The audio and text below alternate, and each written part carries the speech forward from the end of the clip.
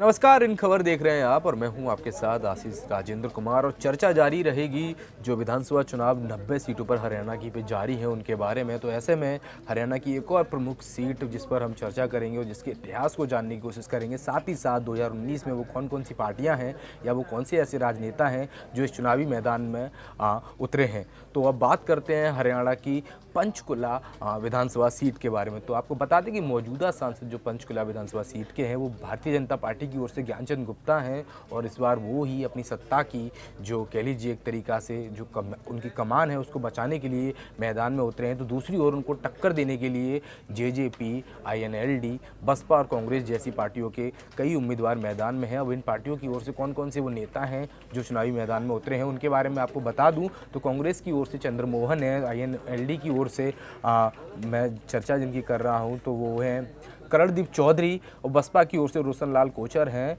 और जैसे मैंने आपको बताया कि कांग्रेस की ओर से चंद्रमोहन जी हैं और जेजेपी यानी जनता जननायक पार्टी जो है उसकी ओर से अजय गौतम इस विधानसभा चुनावी मैदान में उतरे हैं। अब जानते हैं इस सीट का जो इतिहास, यानी 2014 में ज्ञानचंद गुप्ता जो कि बीजेपी के नेता हैं और मौजूदा विधायक हैं इस सीट के, उन्होंने किस प्रकार इस सीट पर जीत हासिल की थी, किन किन उम्मीदवारों को उन्होंने हराया था और कितने वोटों के मार्जिन से उनको जीत मिली थी, तो उस पर अब चर्चा करते हैं। लेकिन उससे पहले हम आपको बता दें कि शाम 6 बजे जो कि चुनाव जारी है इस पे पंचकुला विधानसभा सीट पर, उसके लाइव एग्जिट पोल आएंगे। उसके लिए ऊपर दिए हुए लिंक पर आप क्लिक करें, वहां से आप लाइव एग्जिट पोल आराम से देख सकते हैं। अब रुक करते हैं 2014 की तरफ, क्या हुआ था उस समय, कैसे जीत मिली भारतीय जनता पार्टी के ज्ञानचंद गुप्ता जी को। तो चलिए अब बात करते हैं 2014 के मेन कैंडिडेट ज्ञानचंद गुप्ता थे, आईएनएलडी से कुलभूषण गोयल और कांग्रेस के देवेंद्र कुमार बंसल थे।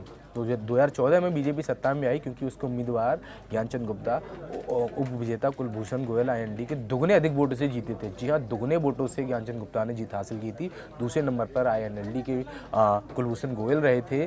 उनको जो ज्ञानचंद गुप्ता हैं बीजेपी के, उनको 69,916, आईएनएलडी के कुलभूषण गोयल को 25,314 और कांग्रेस के देवेंद्र कुमार बंसल ने 15,564 वोट हासिल किए थे। 2014 में बीजेपी ने राज्य में जो 90 विधानसभा सीट हैं हरियाणा की, उनकी 90 में से 47 सीटों पर जीत हासिल करके सरकार बनाई थी। तो दूसरी ओर इसके बाद जो जिनमें उपचुनाव हुए थे बीजेपी ने एक और सीट जीती।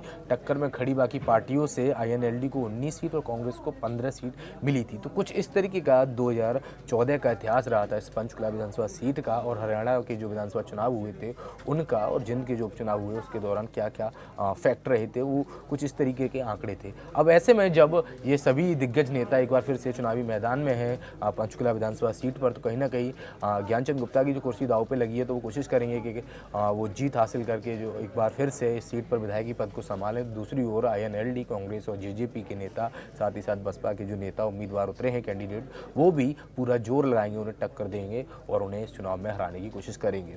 खैर, जो नतीजे आएंगे वो 24 अक्टूबर को आएंगे। तो 24 अक्टूबर को जब नतीजे आएंगे तभी एक ऐसा लिंक ऊपर दे दिया जाएगा जिस पर आप क्लिक करके नतीजे देख सकते हैं पूरा। और उसके साथ ही जैसे कि लाइव जो एग्जिट पोल आएंगे शाम 6 बजे आज, उसके लिए आपको मैंने बता दिया कि क्या करना है, लिंक दिया है, उस पर जाके क्लिक करें। जो भी अपडेट आएगी इस चुनाव से जुड़ी वो मैं आपको देता रहूँगा। आप देखते रहिए इन खबर। धन्यवाद। इन खबर चैनल को सब्सक्राइब करें और बेल आइकन दबाना ना भूलें।